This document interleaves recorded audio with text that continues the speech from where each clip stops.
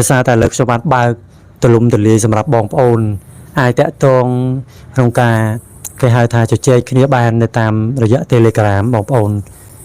ព្រោះពេលមុនគឺមិនសូវបានតាក់ទងទេមានន័យថាបងប្អូនមិនអាចតាក់ទងខ្ញុំបានមិនដឹងតាក់ទងតាមណាតែពេលនេះអាចតាក់ទងឬក៏គេហៅថាសម្ដែងសំណើគ្នាបានតាមរយៈលេខ Telegram ផ្ទាល់តែម្ដង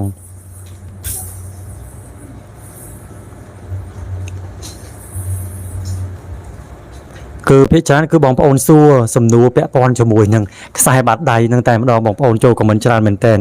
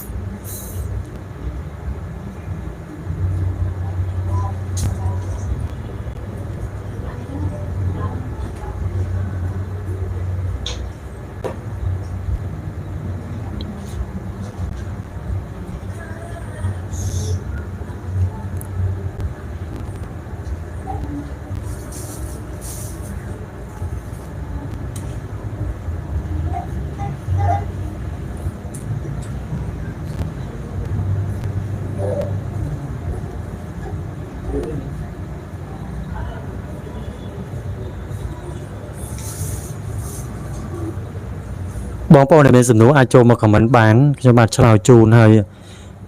ឆ្លើយជូនសំណួរសម្រាប់បងប្អូនដែលគាត់ឆាតមកឬក៏ខមមិននៅក្នុងវីដេអូការពិធីមុនដែលខ្ញុំបាន live ហ្នឹងសុបិនឃើញនាគ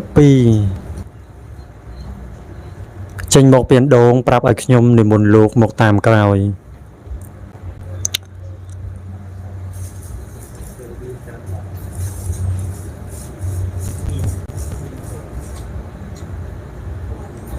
គេងសុកបានឮសំឡេងនិយាយថាទេវតាមកជួយតែទេវតាមានន័យបែបណាដែរបងប្អូនដែលទទួលការនិមិត្តអំពីអង្គញាណផ្សេងឬក៏ពពួកទេវតាអីហ្នឹងគឺសុទ្ធតែមានឧបនិស្ស័យចាស់ហើយបងប្អូនគឺមានន័យថានៅក្នុងថ្ងៃខាងមុខអង្គញាណឬក៏សម្បកកូនចៅណាដែលមានការប្រតិបត្តិបានត្រឹមត្រូវឬក៏រក្សាខ្លួនឲ្យប្រពៃមានបុណ្យចាស់មកនោះគឺមានន័យថាមានអង្គញាណតាមរក្សាការពារតាមជួយតាមដាស់តឿនមានន័យថាអញ្ចឹងលោកមកនេះគឺមកដើម្បីដាស់តឿនជួយតម្រង់យើងព្រោះថាបុគ្គលល្អគឺតែងតែមានទេវតាតាមថែរក្សាដូច្នេះនេះក៏ដោយសារឧបនិស្ស័យចាស់របស់យើងដែរដៃខ្ញុំមានផ្កាឈូកមានកូនស្លឹកឈូកក្រពុំដោះរឹតតែច្បាស់ហើយដូចភ្នែកដោះចំកណ្ដាលដៃនឹងហើយបងប្អូនណាដែលមានសញ្ញាដែល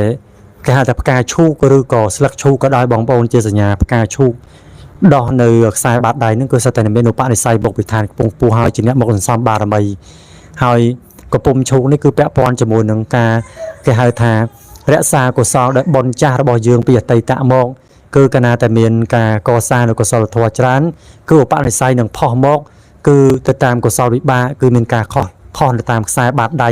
ឬក៏សញ្ញាបាតដៃនឹងឯងដូចជាសញ្ញាស្លឹកពោសញ្ញាគុណអីជាដើមសិតតែជាខ្សែសញ្ញាពិសេសដែលយើងគួរកត់សម្គាល់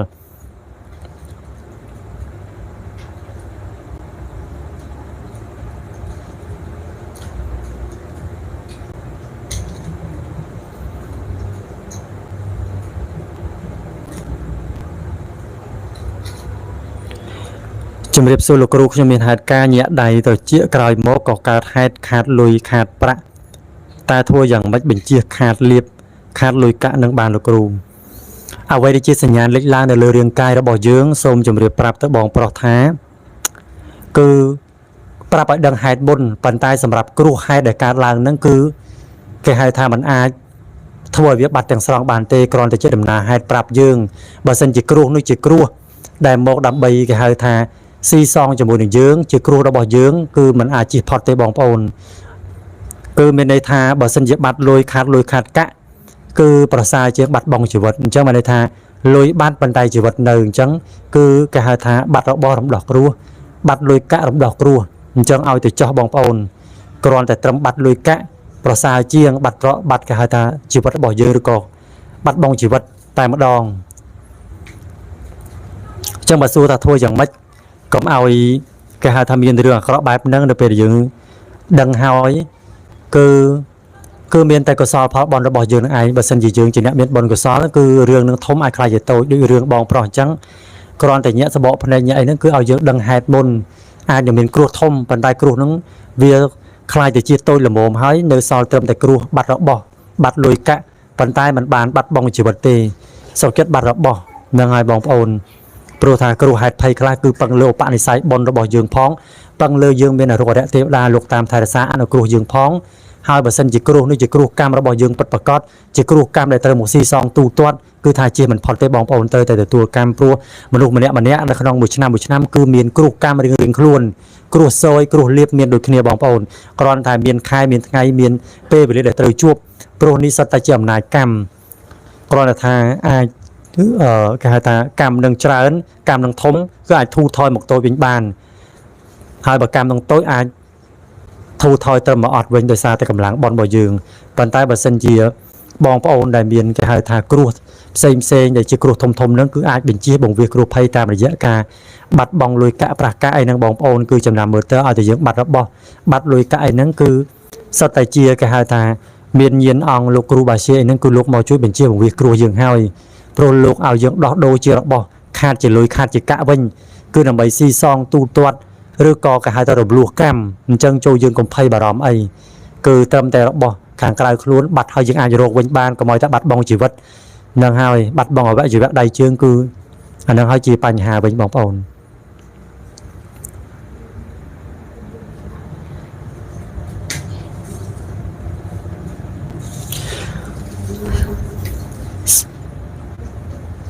ខ្ញុំសុបិនថាបានដល់កន្លែងមួយពេលនោះស្ដេចនាគខ្មៅចេញមកទ្រង់ក៏មើលខ្ញុំក៏មើលទៅទ្រង់វិញទ្រង់ក៏លេបខ្ញុំចូលក្នុងពោះតើមានន័យយ៉ាងណាសូមបញ្យល់ផងទៀនចំពោះសុបិនឃើញអង្គនាគខ្មៅមករកហើយលេបគាត់ចូលទៅក្នុងពោះនេះគឺបញ្ជាក់ថាឧបនិស្ស័យរបស់យើងពីអតីតមកនឹងគឺជាពូជពងអង្គញាណនាគហើយនាគដែលឡើងមកនេះក៏ជាញាតិដែលមានជាប់ជំពាក់គេហៅថាកម្មគ្នាទៅវិញទៅមករវាងការសងគុណឬក៏រវាងគ្នានឹងគ្នាទៅវិញទៅមកអញ្ចឹងពេលចិត្តនេះគេឡើងមកលេបយើងមានន័យថាគឺគេចង់ឡើងមកដើម្បីនឹងរោគគេហៅថារោគម្ចាស់កម្មពៀឬក៏រោគមុខយើងនឹងតែម្ដងដូច្នេះហើយគេលេបយើងគឺគេមិនចង់ឲ្យយើងទៅណាទេប្រៀបដូចជាអ្នកដែលគេហៅថារោគគ្នាឃើញហើយគឺមិនចង់បាត់បង់គ្នាទៅណាទេ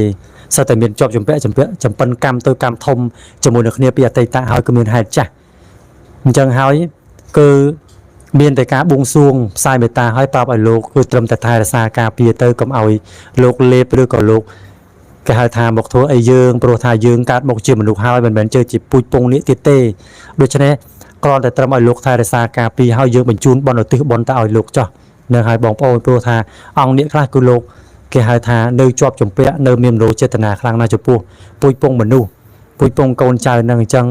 គឺលោកមានការស្អិតអាណិតស្រឡាញ់ខ្លាំងនឹងហើយចង់យកកូនចៅពូជពងនេះនឹងត្រឡប់ទៅឋានដើមវិញប៉ុន្តែមិនដឹងថាកូនចៅទាំងអស់គ្នានឹងគឺឡើងមកដើម្បីសន្សំបារមីគឺមិនអាចទៅដល់ងាយទេអញ្ចឹងមានតែការបងប្អូនទាំងអស់គ្នាដែលមានសុបិនបែបនេះគឺមានតែការគេហៅថាបួងសួងឲ្យទិដ្ឋានដើម្បីប្រាប់លោកទៅវិញកុំឲ្យលោកមកយកឬក៏គេហៅថាកុំឲ្យផ្ដាច់ជីវិតយើងដោយប្រការណាមួយព្រោះថាយើងមិនទាន់ដល់ពេលវេលាទៅក៏នៅត្រូវសន្សំបុណ្យសន្សំបារមីបន្តនឹងឲ្យជាទៅជាវិធីដើម្បីលាងចម្រះកម្មយើងបានពិតប្រាកដបើសិនជាជីវិតយើងត្រូវអស់ឬក៏គេហៅថាអង្គនេះមកយកយើងឬទទួលយើងទៅឋាននេះវិញនោះគឺយើងនឹងត្រូវគេហៅថាមានរឿងបញ្ហាអ្វីមួយចោតជាបញ្ហាព្រោះថាដល់ពេលវេលាឬក៏អាយុយើងត្រូវអស់អានឹងអាចមានដែរបងប្អូនសមាធិច្រើនតែម៉ោង11អត់អីទេបងលេខ11គឺជាលេខល្អប្រពៃហើយអត់អីទេលេខ11គឺដូចជាលេខ1អញ្ចឹងបងប្អូនលេខដែលនៅក្នុងចំណោមលេខខាងមុខគេលេខ11ក៏ជាលេខល្អប្រពៃដែរហ្នឹងហើយជួនកាលជាការបណ្ដាលឲ្យយើងសមាធិក្នុងម៉ោងនេះអាចจะមានអង្គញាណលោកមកនៅក្នុងម៉ោង11នេះព្រោះថាជាការប៉ັດអង្គញាណបារមីខាងក្នុងគឺលោកពេញចិត្តក្នុងម៉ោង11នេះតែម្ដងគឺ11បងប្អូនខ្លះគាត់ពេញចិត្តសមាធិម៉ោង9ម៉ោង7ឬម៉ោង12ទៅតាមអ្វីដែលគាត់អាចអធិស្ឋានឬក៏ការទំនេរឬក៏ការឆ្លៀតបានហ្នឹងហើយអត់អីទេ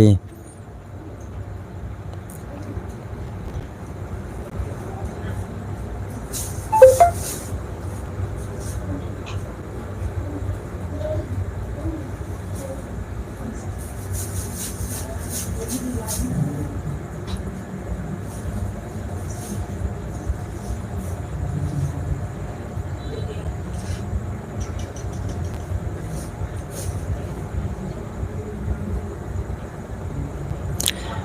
ុបិនឃើញអ្នកករីច្រើនដងព្រមទាំងលោកតាអីសី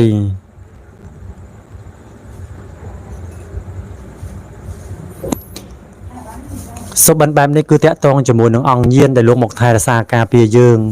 បើយើងមានតួអង្គលោកតាព្រះមនីសីលោកមកនិមិត្តគឺចឹងមានន័យថាលោកតាព្រះមនីសីនេះគឺលោកមកដើម្បីតាមថែរក្សាការពារយើងឲ្យបងប្អូនគឺនិមិត្តបណ្ដាលចិត្តឬក៏មកបញ្ជ្រាបតាមសុបិនអីផ្សេងហ្នឹងគឺបងប្អូនអាចកត់ចំណាំមើលទៅ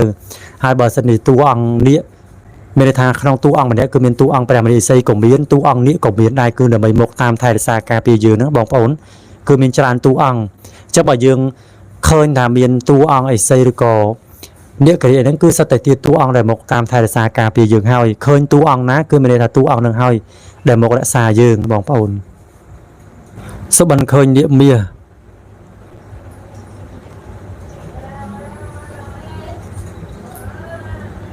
និងនាគបៃតងមករកហើយក៏រត់ចូលក្នុងទូកែអៅប្រែជាមនុស្សប្រុសតាមរកហើយប្រាប់ថាមិនឲ្យខ្ញុំធ្វើបាបចាប់ពីថ្ងៃនេះតទៅនឹងហើយបងប្អូនគឺតួអង្គដែលគេតាមថែរក្សាយើងដូចជាបរិវារអញ្ចឹងបងប្អូនគឺគេមកតាមដាស់តឿនយើងកុំឲ្យយើងធ្វើអំពើបាបគឺព្យាយាមសាងតែកុសលធម៌បំពេញបុណ្យបារមីព្រោះថាឧបនិស្ស័យរបស់តួអង្គគឺមានផ្សេងគ្នាអត់ដូចគ្នាទេបងប្អូនហ្នឹងហើយអញ្ចឹងតួអង្គខ្លះគឺមានគេតាមដាស់តឿនតាមគេហៅថានិមិត្តផ្សេងទៅតាមអាការៈនីមួយឧស្សាហ៍ឮសំឡេងដូចជាសត្វធំស្រែកក្នុងលអាងពេលទៀបភ្លឺតែមួយផ្លែតក៏បាត់ទៅវិញឧស្សាហ៍ឮសំឡេងចម្លែកបែបនេះគឺពាក់ព័ន្ធជាមួយនឹងញាណរបស់យើងខាងក្នុងគឺលោកឲ្យនិមិត្តឲ្យយើងឮនឹងឲ្យបងតាក់ទងជាមួយនឹងអាចកំបាំងផ្សេងទៅតាមទីកន្លែងណាមួយដែលជាទីតាំងចាស់របស់យើងពីអតីតមកអញ្ចឹងក៏មានការជាប់ជាមួយនឹងគេហៅថាកម្មផ្សេងដែលយើងបានធ្វើអញ្ចឹងគឺតែងឮសំឡេងនិមិត្តនឹងឡើងព្រោះមិនដឹងថាយើងបានធ្វើកម្មអីពីអតីតមកដែលពាក់ព័ន្ធជាមួយនឹងរឿងរ៉ាវទាំងអស់នេះអញ្ចឹងចេះតែតាមមកឮឲ្យយើងឮសំឡេងអញ្ចឹងបងប្អូនហ្នឹងហើយបើយើងចង់ដឹងច្បាស់តើយើងឧទ្ទិសឋានបួងសួងទៅចង់ដឹងថាតើសំឡេងដែលឲ្យយើងឮនៅក្នុងលអាងហ្នឹងជាសំឡេងអ្វី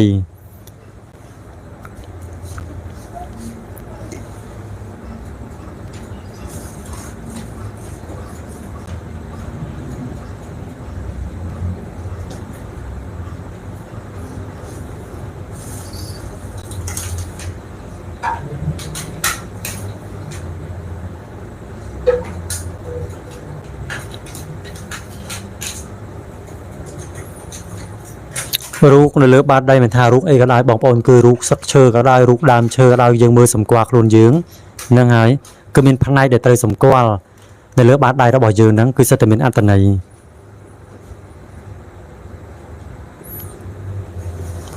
លោកគ្រូយើងខ្ញុំចង់សមាធិជួបលោកគ្រូតាមសបិនហ្នឹងហើយបង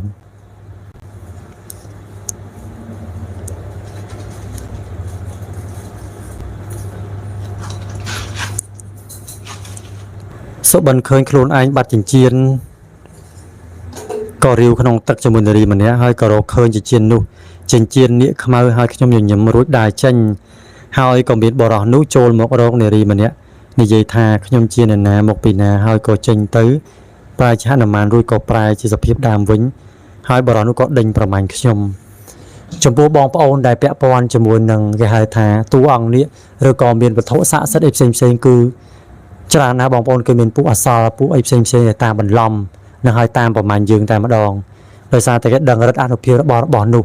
ជួនកាលជារបស់នៅក្នុងសុបិនទេប៉ុន្តែគឺអាចមានរបស់នៅខាងក្រៅទៅតាមឧបនិស្ស័យរបស់យើងគឺកាលណាតែយើងបំពេញបដិបត្តិបានគឺមានគេហៅថារបស់ពិតប្រាកដគឺអាចនឹងផុសមកឲ្យយើងគឺនៅក្នុងឆ្នាំ2024នេះគឺបងប្អូនដែលមានរបស់ជាវត្ថុស័ក្តិសិទ្ធិផ្សេងហ្នឹងគឺអាចមានផុសមកដើម្បីជួយទ្រទ្រង់យើងដែលជាសម្បករបស់លោកអញ្ចឹងព្រោះវត្ថុស័ក្តិសិទ្ធិទាំងអស់នោះគឺសិតតែមានញាណមានម្ចាស់ទាំងអស់អញ្ចឹងតាមមករកម្ចាស់តាមមករកអ្នកដែលមានឧបនិស្ស័យអញ្ចឹងគឺមានការសុបិនហ្នឹងគឺអាចនឹងមានដំណើរទុកថានៅថ្ងៃខាងមុខគឺច្បាស់ជាអាចបានរបស់ហ្នឹងហើយបានរបស់ហ្នឹងគឺរបស់ដែលពិសេសហើយគឺមានញាណ ចឹងគឺច្បាស់ជាមានពពួកអមនុស្សផ្សេងគឺតាមយាយីដើម្បីចង់បានរបស់នឹងដូចយើងដែរព្រោះមានករណីច្រើនចំពោះរឿងរ៉ាវទាំងអស់នេះគឺមានអ្នកផ្សេងដែលចង់បានរបស់វត្ថុស័ក្តិសិទ្ធិឬក៏របស់មួយដែលថាដឹងតែជារបស់ពិតគឺព្យាយាមចង់បានតែម្ដងនេះជារឿងពិតបងប្អូនអញ្ចឹងតើបានពិបាកម្លេះញ៉ាំសាច់អស់ទាំងនេះធ្វើឲ្យខ្ញុំកាត់ខ្យល់ជាពិសេសសាច់គោនិងអណ្ដាកនឹងតែម្ដងសម្រាប់បងប្អូនដែលពុំទាន់ដឹងបងប្អូនកុំព្យាយាមហូបឲ្យសោះសាច់គោឬក៏សាច់អណ្ដើកឬសាច់ពស់សាច់អីផ្សេងបងប្អូនច្រើនប្រភេទមែនតែនសូម្បីតែព្រះពុទ្ធក៏ហាមដែរបងប្អូនហាមចំពោះភិក្ខុសង្ឃតែសម្រាប់បុគ្គលវត្ថុជនរបស់យើងក៏មានការហាម5ដែរសម្រាប់ផ្លូវបារមីគឺលោកមិនឲ្យយើងបរិភោគទេគឺសាច់គេហៅថា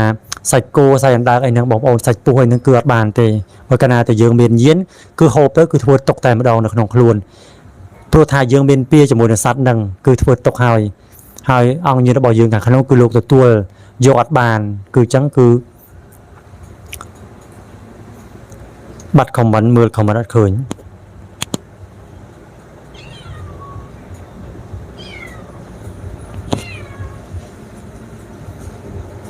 អត់ដឹងថាយ៉ាងម៉េចថ្ងៃនេះឡាយបាត់ខមមិនអត់ដឹងថាបងប្អូនខមមិនអីខ្លះ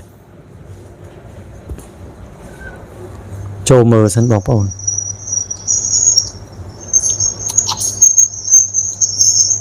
តូចចូលខមមិនមុនគេ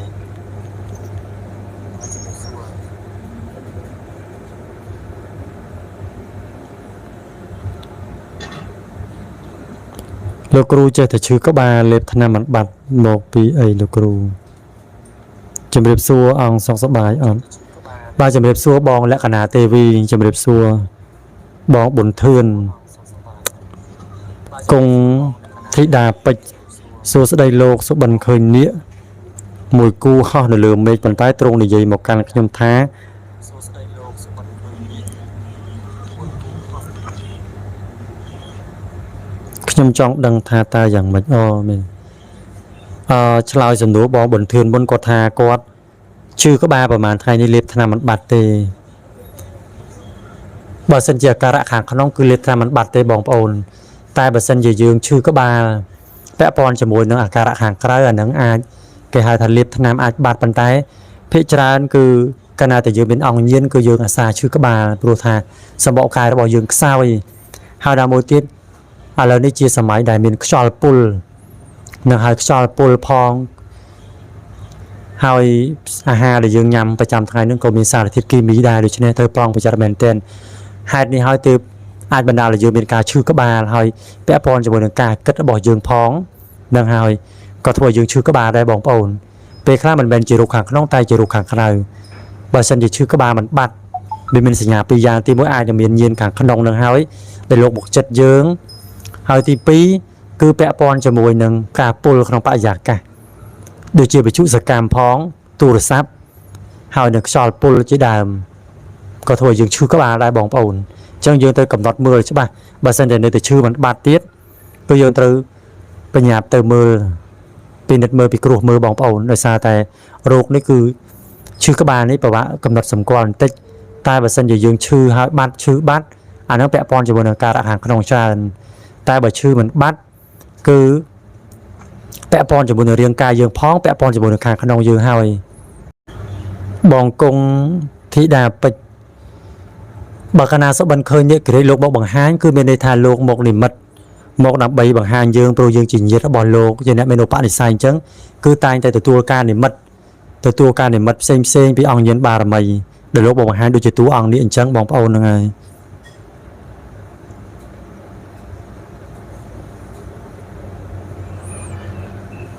ព្រោះថាអង្គនេះដែលមកនិមិត្តនឹងក៏សិតតែជាញាតិរបស់យើងពីអតីតមកដែលលោកតាមមកឲ្យអាសាយើងអញ្ចឹងគឺលោកតាមមកបង្ហាញនិមិត្តក្នុងសុបិននឹងហើយបើយើងចង់ដឹងថាលោកចង់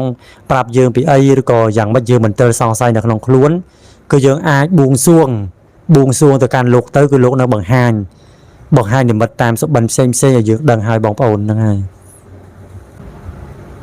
ជំរាបសួរលោកគ្រូខ្ញុំធ្លាប់យល់សពឃើញថានៅសុកស្រាប់តែដៃជើងរបស់ខ្ញុំឡើងពណ៌ក្រហមចេញស្រកានៅក្នុងយល់សពនោះខ្ញុំភ័យខ្លាំងណាស់ហើយក៏មានមនុស្ស2នាក់ទៀតបានឃើញដៃពួកគាត់ក៏ភ័យជាមួយខ្ញុំដែរចាប់តាំងពីថ្ងៃយល់សពនឹងមក តាមរកហេតុផលរហូតខ្ញុំចង់ដឹងថាមានស្ដេចនាគក្រហមដែលទេហើយក្រោយមកក៏ឃើញវីដេអូជាច្រើនពិតជាមានស្ដេចនាគពណ៌ក្រហមមែនខ្ញុំមានអារម្មណ៍ថាក្នុងខ្លួនខ្ញុំមានអ្វីពិសេសម្យ៉ាងតាំងពីក្មេងនៅពេលមានរឿងអ្វីមួយទៅមានទុកទោសដល់ខ្លួនតែមានគេខ្សឹបប្រាប់ក៏យល់សពតែម្ដងហើយលើដៃខ្ញុំមានសញ្ញាផ្កាឈូកនិងសញ្ញាគុណ